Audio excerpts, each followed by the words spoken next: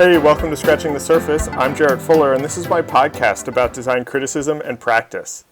On today's episode, I am talking to the designer and the writer, Theo Inglis. Theo is a freelance graphic designer and writer based in London and a recent graduate of the Royal College of Art's MA in Critical Writing in Art and Design program. As a designer, his work often works with text through book covers and publishing projects, and as a writer, he's written for various publications like Grafik and Monotype. I discovered Theo's work a few years ago and knew him solely as a writer for a really long time, and only recently learned that he's still very much a practicing designer. So in this episode, Theo and I talk about that kind of balance between writing and design, as well as his recent MA thesis called An Absurd Machine, Branding Design in the City, which you can see a little bit of on his website. We talk about this kind of transition from practicing design to writing, as well as studying critical writing at RCA and how that has helped him in both his critical work and his design work. I get asked a lot by listeners of Scratching the Surface and even some of my previous guests about who are the younger, kind of newer voices writing about design today that I really enjoy reading. And Theo is one that I always mention, along with Hannah Ellis, actually, the guest on last week's episode. The two of them, I think, are really carving out a kind of new, fresh design writing. And I actually think that these two episodes go really well together, as Theo and I also talk about being recent grad school graduates and this kind of balance between design and writing. So enjoy this conversation with Theo Inglis.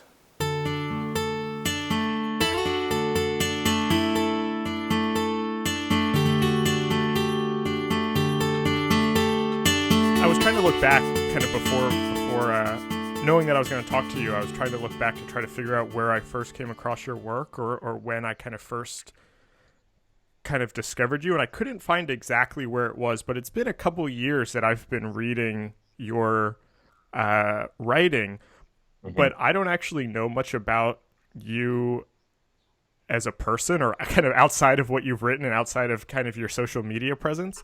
Yeah. And I was kind of curious, I thought a good way to start this would be to kind of talk about a little bit of your background, and specifically what came first for you. Was it design or writing? I think I'd say it was design.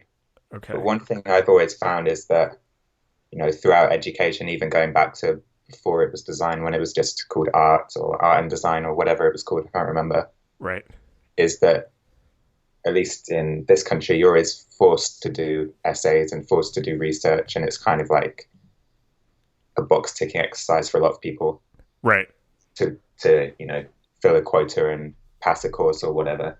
But for me, it was always something that I found I enjoyed as much as the practical side of things, in some cases even more so. So I kind of always had in the back of my mind wanting to write. Oh, okay. So you you originally studied design in school then? Yeah, graphic design for 3 years. Okay. And then you worked, so you studied graphic design, you worked as a designer, but kind of always had this interest in writing also? Yeah, I felt like when I was studying graphic design, after about a year or so, I guess I realized I was really interested in writing about it. Okay. And the history aspect of it, especially, and critical, theoretical studies, and sort of thing. Where'd that come from? Where'd that kind of interest or in the writing side come from? I think it was just quite organic, sort of. It's partly from, teachers encouraging it, but also just, always being interested in books, especially, and reading. Right.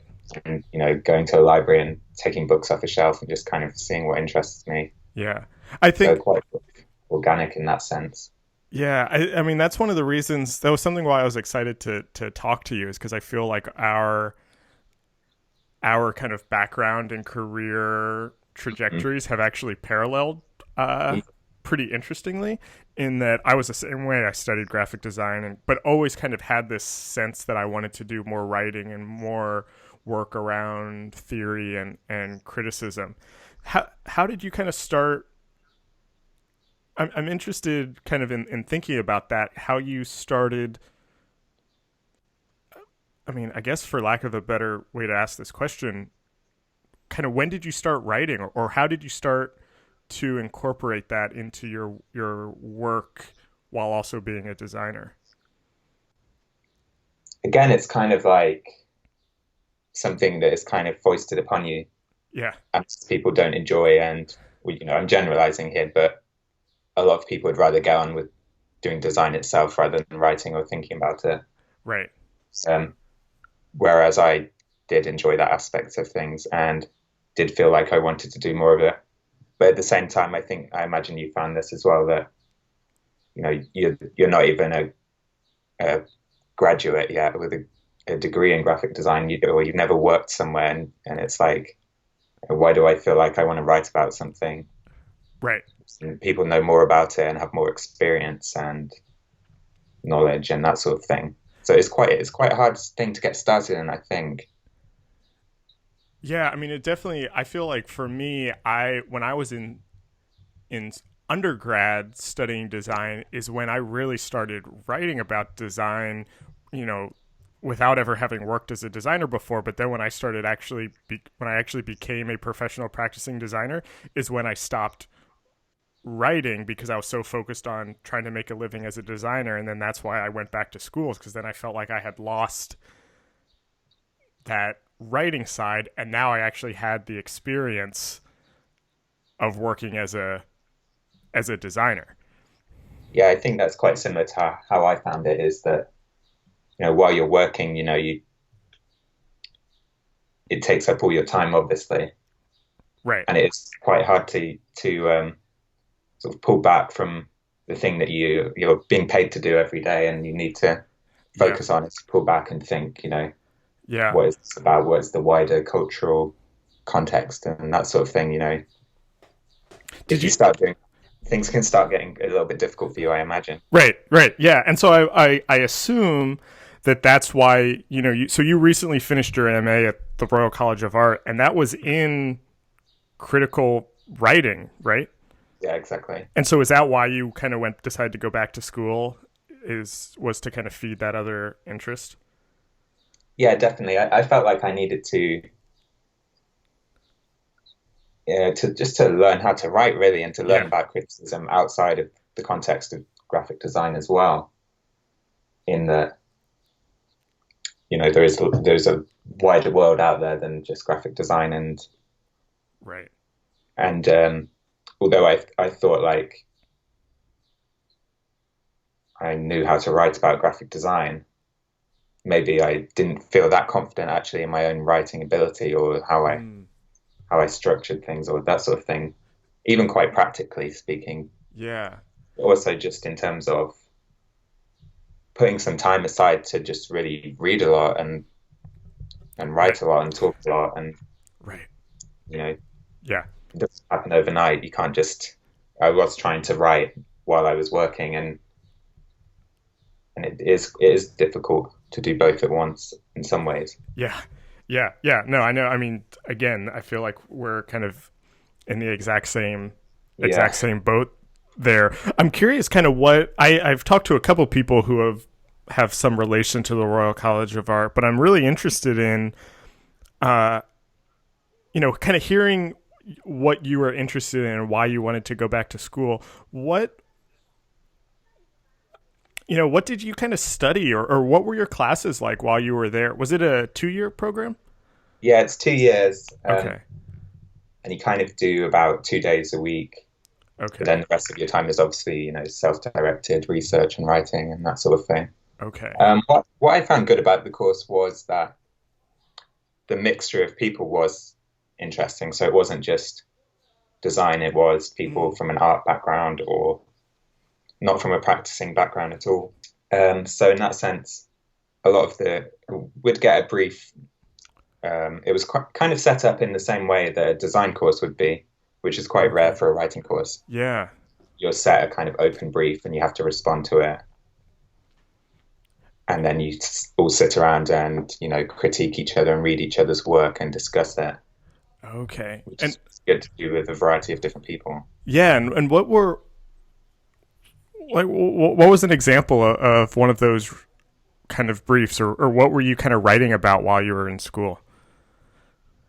So, for instance, like I think it was quite clever how the way it was set up in terms of a brief, which say you're interested in design or architecture or art, if you wanted to, you could direct it that way. Oh, If okay. someone wants to do the same thing for their own chosen subject or something completely different, even. Hmm.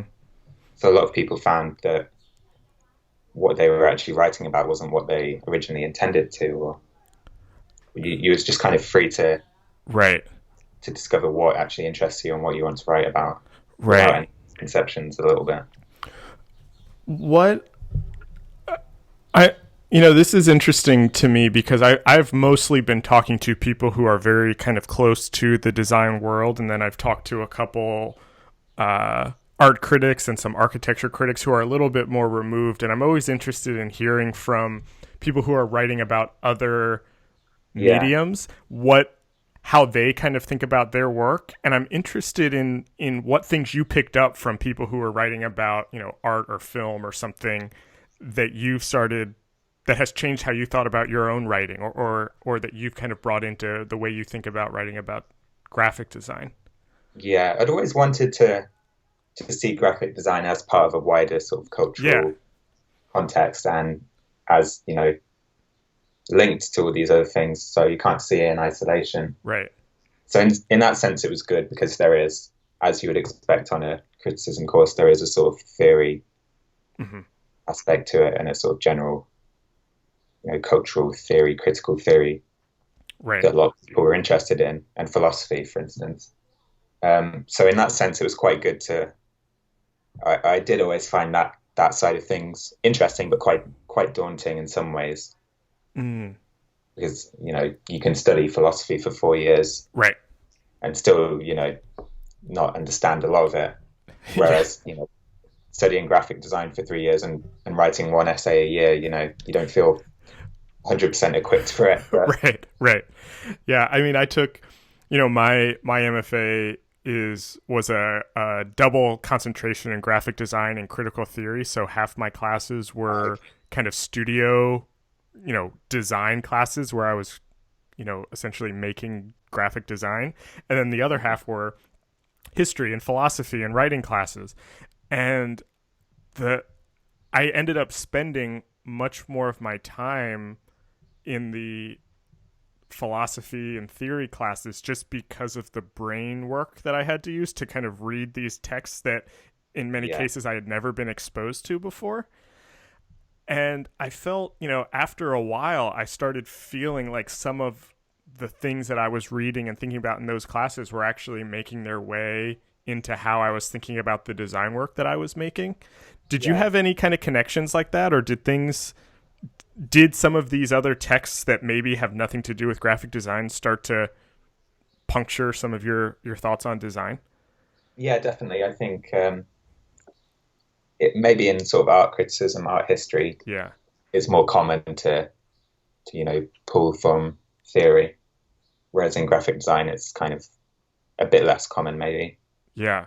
So in that sense, it was good to see how someone writing about art or someone writing about film would do it, and Right. see I could do that in the same way, but without relying too heavily on it, because Right. Right. one Yeah. thing I always want to do is not to alienate people too much or to be kind of impenetrable Yeah. Well, I over mean, or whatever. that's what I liked about your thesis that you were really generous in sending over to me to read before this. So I'd like to kind of talk about that just a little bit, but Yeah, um, sure. so what you were just saying about making something that was kind of accessible, and what I really liked about your writing and your subject matter is that it really blended nicely kind of the high and low, for lack of a better Yeah, definition, in that you were quoting Marx and Baudrillard and things like that, but then also referencing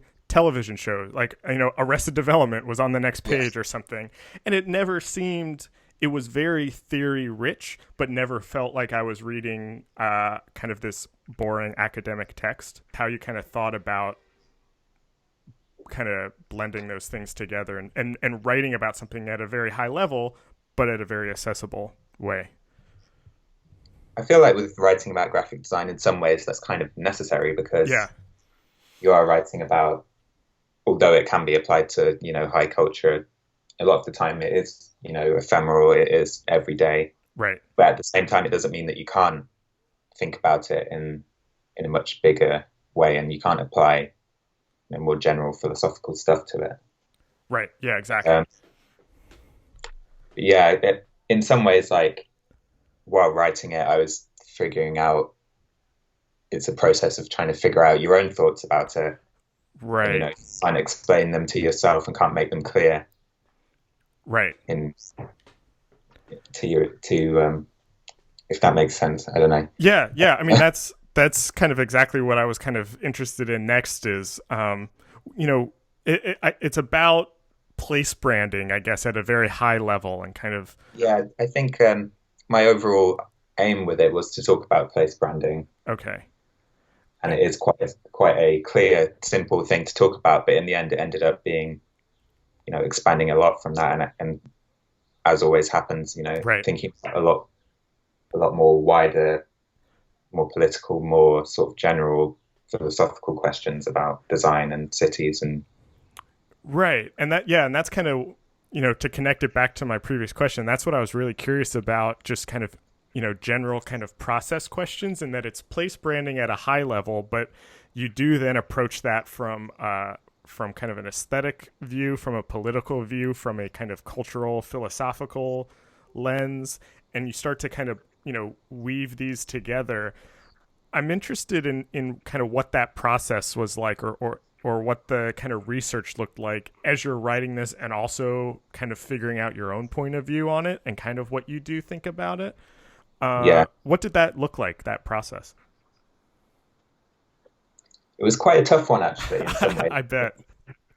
I started to realize that place itself, that's an extremely complicated question. Right. And there's so many books and so many writers who have dealt with that. What exactly is it? It's very hard to define. Mm-hmm. And also branding, there's, I would say there's less writing about it in that sense. It's a similar sort of abstract, undefinable, kind Right. of vague thing. So in that sense, it was sort of these two quite difficult subjects rubbing against each other. How long had you been thinking about it, kind of before it became your thesis, or did this all happen in these last 2 years? Mm, I think I've been thinking about it for longer than 2 years, Okay. partly just because of living in a city and Right. seeing how things are changing and what's going on. It is quite hard to ignore, especially for young people in London. Yeah. It's kind of an issue that I did find other people at the Royal College of Art were also dealing with because it is kind of inescapable. Right. I'm I'm curious how working on that project and the last 2 years in essentially kind of a writing or criticism program, because you're still, would you still say that you're a practicing designer also? You're still doing design work, right? Yeah, yeah, on a sort of freelance Right. basis. Okay. Has kind of working on this thesis about place branding and spending the last 2 years kind of concentrating on writing and criticism, has that changed how you think about your design work or how you operate as a designer? Um, in some ways, I think it has freed me up a little bit, Okay. What do you mean? What do you mean by that? not being in a sort of 9 to 5 studio Oh, okay. context. Okay.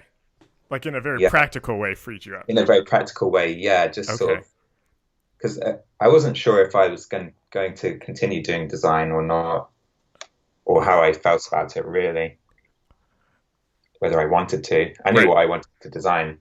With design, I felt like if you sort of like projected down a path a bit, Yeah. and into if you realize the path you're going down maybe isn't the right one for you, or what you really want to be doing in the long run, you sort of have to go backwards a little bit. Yeah. Where did you kind of end up on that about kind of like if you still want to design or not? Because I feel like for me, I went to graduate school thinking that I was going to move away from practicing design and moving into teaching and writing and kind of the academic side of design. And then while spending 2 years focusing on those things, it actually made me want to get back into the practice because I now had all these new ideas and theories about how to work that I then wanted to put into place. Did you have anything like that? Yeah, I did feel like that. Like, and in some senses, on a very practical level, I've always been interested in book design Mm-hmm. primarily, I think. And I think, doing an MA in writing and proving to people that you understand that aspect of things is beneficial as a book designer Right. because you kind of are working as an editor as well. Yeah. So it's kind of somewhere between designing and writing, even if you're not writing the book yourself. Do you think those things will come together for you where I know for your thesis you wrote that text and then also designed the book that it sits in. Do you see are you interested in more of that type of work where you're kind of doing writing and design at the same time? I would say I am, but also, I don't know how you feel about this, but one thing where, as a writer, you kind of, although we both write about visual things, where you would aim to be able to write something that doesn't need pictures with it and doesn't Right. need design and Yeah. is, engaging enough on its own. So in that sense, it is quite, I sort of struggled a little bit with, to what extent being both a designer and writer, blending the two without one being detracted from by the other almost. That's interesting. I have not thought about it like that much before. I talked to Abbott Miller recently and he said that he actually finds that he is much uh more experimental when he's not designing around his own content, where if he's kind of designing a book or content that he's written, he can't kind of experiment enough because every part of it is so precious for him, where if it's someone else's Yeah. content, he's fine trying, these kind of wild ideas, which I think is this kind of interesting shift of kind of how involved is the designer with the content and how much ownership, do you kind of have over the thing? Yeah. It's interesting doing a course where writing about art was an aspect of it. Yeah. We'll write about art without having the image there and without it being needed. Right. And that's kind of a skill on its own to, engage people on a purely textual level. Yeah. I mean, that's something I think about all the time, having a podcast that's purely audio. Yeah, exactly. It's a And similar problem, really, yeah, isn't it? and talking about a medium that is 100% visual and how do those things kind of work together. And it's something I've been thinking about a lot lately, and I don't have a point of view on it yet, but it's something that I think is really kind of interesting. Hmm. Do, Yeah, what so in that sense, being a designer and a writer it is a bit of a conflict in some ways. I'm curious, kind of your classmates in school, how many of them were also kind of practitioners in the thing they were writing about? And then if you being being trained as a designer, writing about design, how that kind of changed your approach to your subjects? I'd say maybe 50% of my classmates were writing about things that they had done in the past or were still doing. Oh, wow. Okay. That's more than I would have thought. But maybe it was a bit less. I'm not sure. I think the course that I did, the mixture of people is quite different every year, and they can't really predict it. Okay. So in that sense, it made it quite interesting. Yeah. But in terms of how I thought about things, sometimes I would picture, what images could be helpful Hmm. to what I was writing and how I would design them if I was going to design them. But at the same time, it was interesting doing a course where, I wouldn't get any extra marks for designing it. I wouldn't get any, no one would care. Right. Right. If I chose a typeface that was ugly for my essay, no one would care. It wouldn't matter. Yeah. You know what I mean? That's kind of like a facetious example. Yeah. But But I guess that forced you probably to in a good way to focus on the text and to become a better writer. So you didn't yeah, need those images, or you didn't need the design to help you along. It was all through your words. yeah, exactly. This is a big question, so I'm going to apologize in advance, but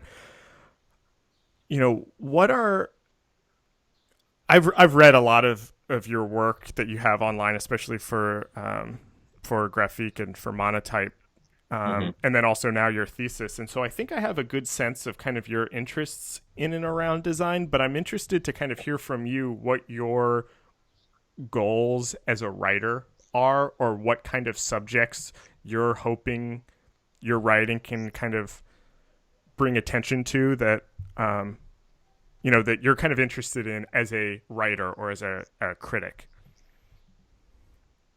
Yeah, that is a big question. Yeah. I'm sorry. With the thesis, it was kind of, there was a political edge to it, definitely, in terms of maybe talking less about specific individual designs or individual projects and talking more generally about context in which design exists and a wider system at play, which we can be part of as graphic designers. Right. And I think the example of property branding or place branding or anything in an urban kind of context,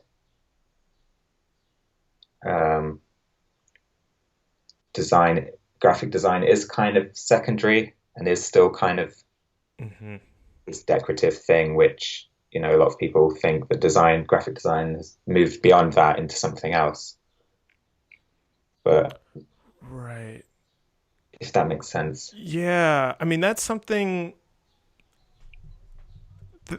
Yeah, that's interesting, because something I think about a lot, especially in regards to, I feel like it's a kind of recurring theme in these discussions that I have on the podcast, is that design criticism needs to kind of move beyond that kind of surface critique or the kind of purely aesthetic critique to talk about the kind of politics or economics or kind of cultural systems that work comes out of or is going into, or kind of what ideologies is this work cementing into the world or kind of subverting, and which is why I really liked your thesis, because I think you really kind of picked that apart a little bit.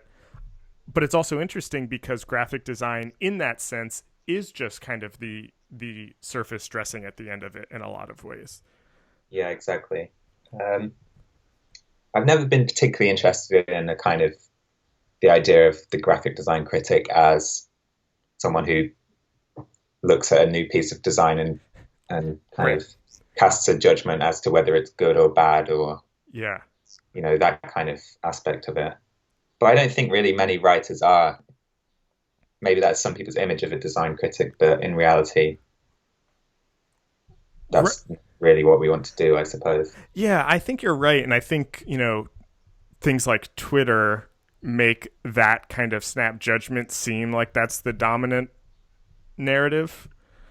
But I think, people who are kind of writing about design in a more longer form tend to kind of, go beyond that for the most part, I think. Yeah. I tried to, in the thesis, it's awkward to talk about, obviously, because not everyone listening will have read it or can read it, at this point. Yeah. But I tried to, the final section was trying to write about the branding for new apartment buildings. Yeah. But non-specific sort of position and not from, critiquing individual examples of it. Right. Because in some ways, although obviously like I love design, I'm passionate about it, I'm interested in it, on an individual level, they aren't particularly interesting. There isn't that much to say about them, really. Right. kind of just are what they are. Whereas I Right. used to write about them in a sort of wider, I sort of broke it down into categories and imagined, why they ended up the way that they were. Yeah. I mean, that's interesting. I want to kind of take that idea and actually kind of expand it out. Like you said, it is kind of awkward to talk about your thesis when it isn't, Yeah, public yet. But I think you're onto something that is interesting to me, and that I think you're exactly right that a lot of kind of individual pieces of graphic design, and not all of them, but a good amount of them are not that interesting as kind of isolated objects. And I think Carrie Jacobs wrote I think it was in a Looking Closer in the 90s about sustainable graphic design, about how like 90% of what graphic designers make is trash. Um, and I think that there's something to that. And I think for me, the design writing that I've found myself drawn to reading, but also the kind of thing I'm really interested in writing more, is not looking at these single objects. Although I do think that there is some value in that sometimes, yeah, but stepping back and looking at, larger trends or a series of things together, and what do they say about something that's going on. yeah, exactly. Um, Having worked in branding, I think gave me some sort of insight into writing about it. Yeah. But in terms of talking about branding or design in general, it's kind of it is a lot of it is based on a designer's instinct Hmm. and being able to reinterpret the world around them and just sort of having a right feeling for what's right or wrong, Right. which makes it quite difficult to really talk about on an individual level. Right. I mean, I mean, I agree with you 100%, where I don't even know anymore. And it's almost embarrassing for me to say this. Like, I feel self conscious saying this, but I don't even know how you would say a lot of times if a piece of graphic design is right or wrong. Yeah, I I think don't even know how to begin to kind of parse that out in a lot of instances. I think it is all based on you know instinct and partly down to experience for the individual designers to kind of you get educated in design for a few Hmm. years from people who know more about it, and then you work in it, Yeah. kind of get into a rhythm of knowing what seems right or what seems wrong, Yeah. and I, working as a team and with other people and with clients. It's right. kind of like a big process where things don't often go really that wrong, do they? Right. Right.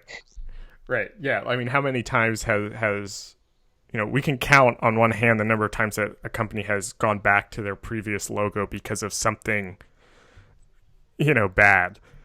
Hmm. I'm interested. I want to change the subject a little bit, Yes. but I'm interested.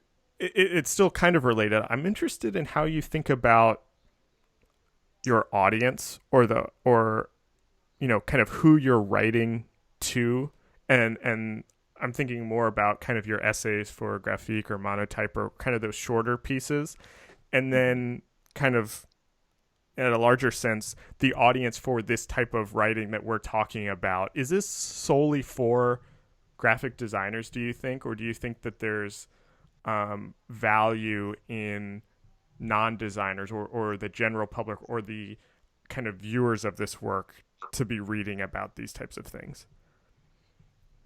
I think in reality, the audience for writing about graphic design is mainly graphic designers. Mm-hmm. But I think the sort of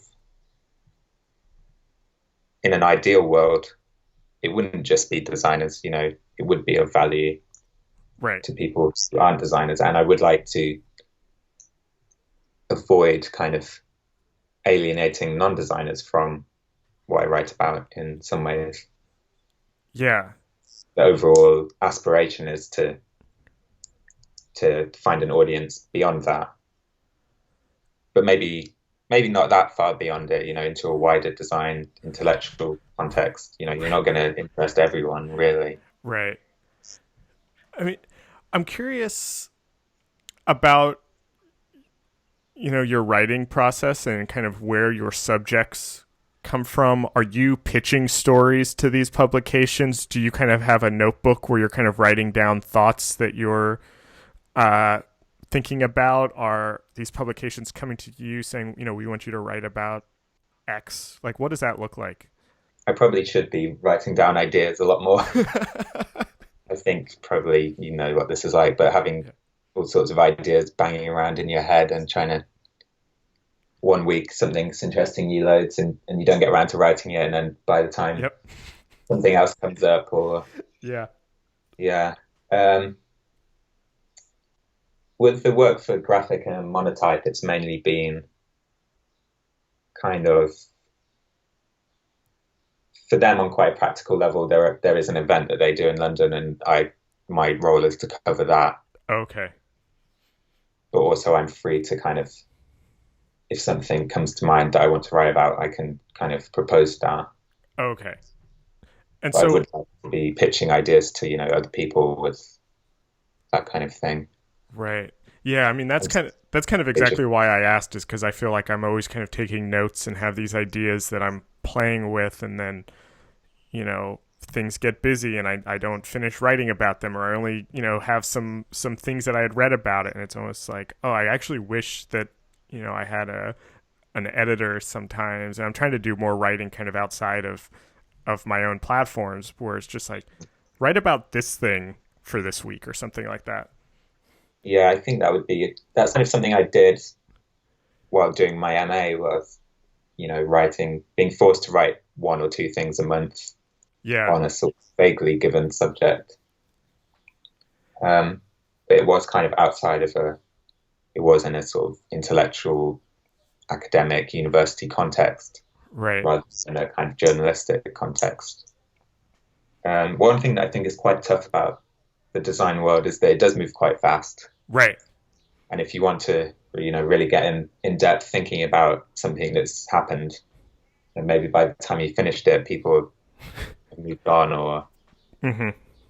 But I Right. think that's just part of, maybe that's just the whole of society is like that these days.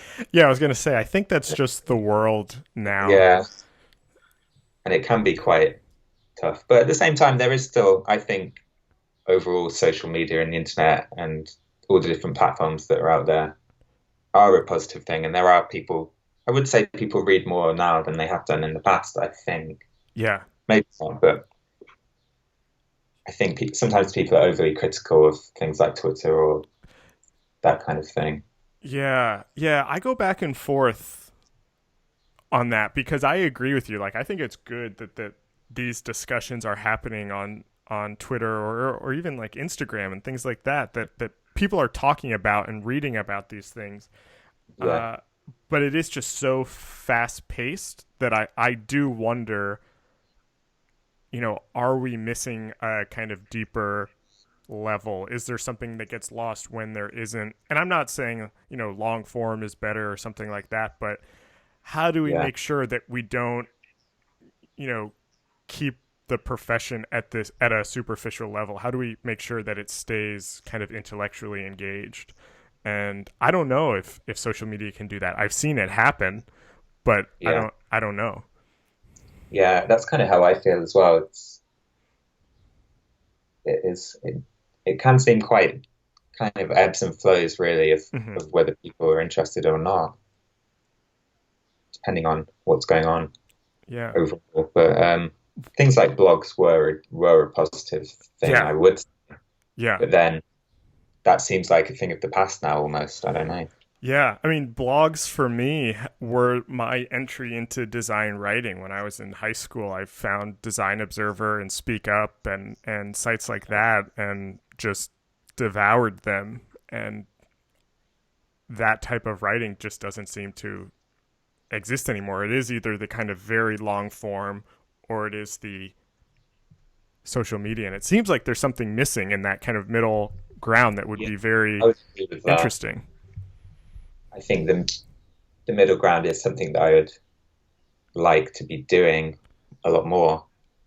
Yeah. It's also sometimes, I don't know if you find this, I think everyone's different as a writer, but sometimes I can get quite easily distracted while writing, or Yeah. or find it quite hard to sum it up without going on for thousands of words about all sorts of other stuff. But Right. Right.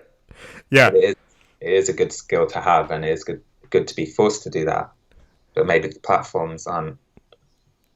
there aren't as many platforms for that as there should be, maybe. Or Yeah. Yeah. Do you follow Michael Rock's Instagram micro critique?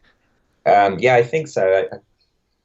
I think I think Quite he's often someone missed up Instagram, I who's think. But yeah, I think he's doing something interesting where he's writing, essentially like two paragraphs with an image on Instagram, which is a little more than what you would expect on Instagram, but isn't quite at the blog level yet, but is this kind of yeah, interesting new form that I think is really fascinating.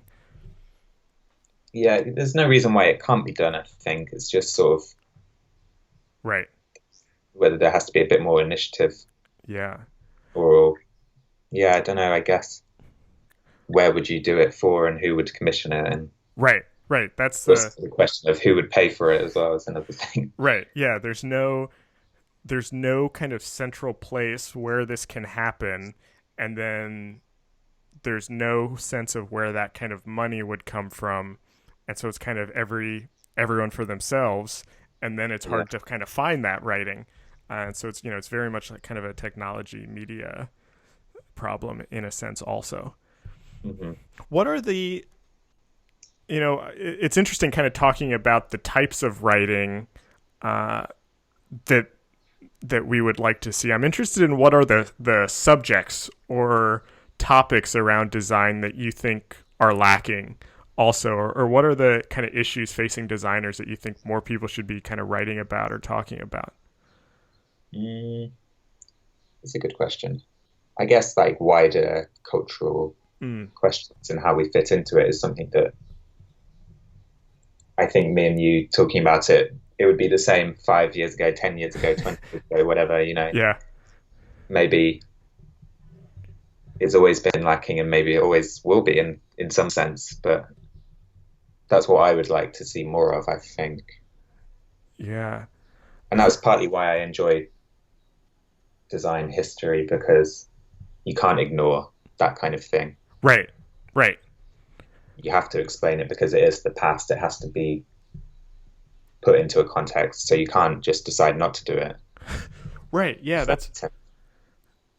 yeah. I mean, and so much of design history. I just talked to Teal Triggs, and we talk about this idea of oftentimes design history can be reduced to just a series of objects, and how much you miss when you do that without looking at that kind of cultural kind of reference that has to happen around that. And I think in a lot of ways, contemporary design criticism has to do that also, or else Hmm. it is just a series of objects that are being made today. And what does that do?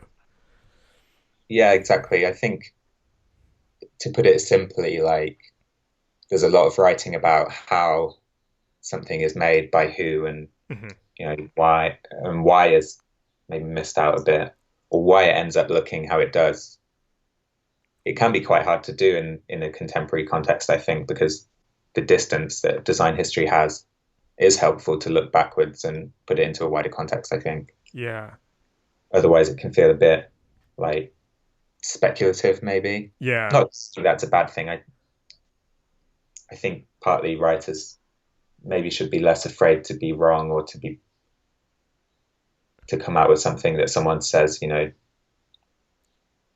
I don't know what I'm trying to say. Do you know what I mean? Like, yeah, yeah. Almost like I mean, I think.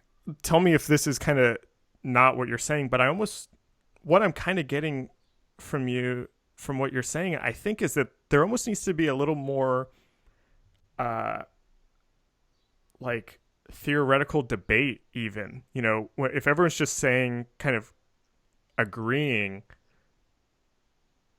there isn't like kind of maybe more dissenting voices in a sense, or like, hey, what if this isn't like this, and that could be wrong, that history could prove itself wrong in 10 years or 5 years. yeah, exactly. I think that would be good, but partly I think why graphic design's maybe lacking it, compared to some other things, is that a lot of it can be quite bogged down in the practical Mm-hmm. or the specific or even like the personal. Right.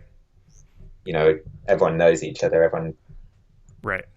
works together, and it isn't the biggest. It is a big industry now, but it's not so big that you can kind of Mm-hmm. um, not that I want to,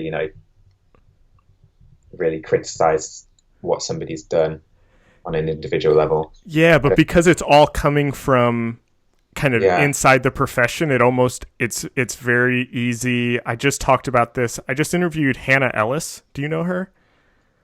yes, I've enjoyed her writing recently. Actually, I've not met her, but I know friends of hers, I think. Yeah, I like her writing a lot too. I just interviewed her recently, and we talked about the same thing. And she said something interesting where because it's all coming from kind of inside the profession, it's very easy to confuse a critique of work as a critique of the person.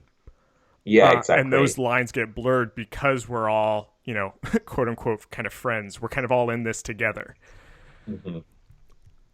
which I think is like a very subtle difference that often that I had not really parsed out before. But I think that she's onto something there. But I don't think there is, not that like we should be afraid to do that, but I don't know what the value is in kind of tearing down an individual's work. Right, That's what I meant about like a wider context in the, right, right, yeah, how everyone fits into it rather than what one individual's done. Because like you said earlier, what is good, what is bad, right, there is no way of kind of making that judgment. right. Who? Um, yeah, I'm it's a interested. tough question, obviously. What? Say that again. It's a tough question, isn't it? Yeah. Like, Yeah, I mean that's why you're my 40 something interview, and I feel like I'm still kind of asking that question to people because it is such a big, interesting question. I'm interested. I have just a couple questions to wrap it up, mhm. but I'm interested in who are the writers or critics that have really inspired you or influenced the way you think about your own writing. And I don't want to start to answer the question for you because I kind of want you to answer it however you want to. But I'm especially interested in maybe the people you were introduced the writers you were introduced to when you were in school who are maybe outside of design that have kind of affected how you write about design.